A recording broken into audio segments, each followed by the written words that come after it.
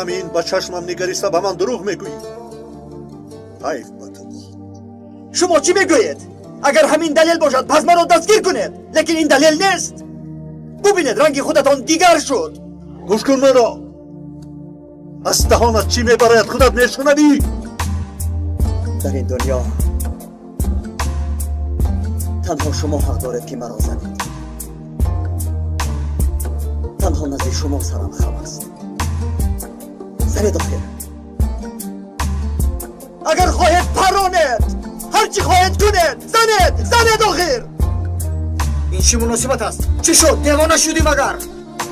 ممدو نمیبینی؟ او در غضب است. و تو چی شد؟ دیگر تو را شناخته نمیشود. گویا تو را عوض کردند.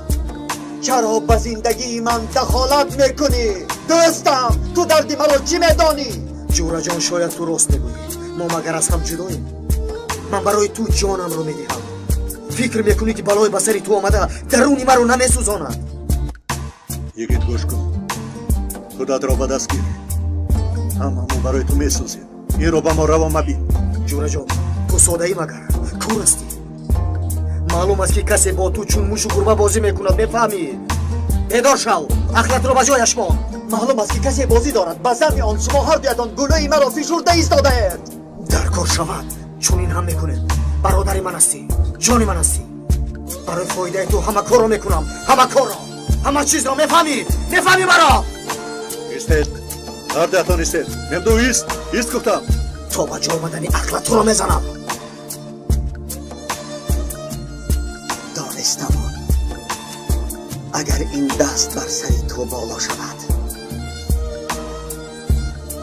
من آن را کنده میپرتایم.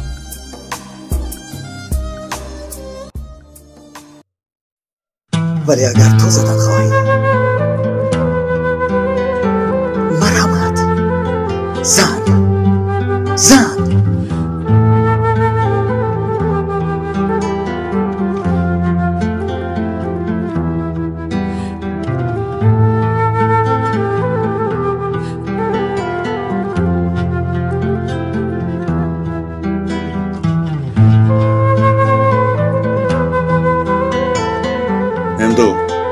تو هم به درون رو.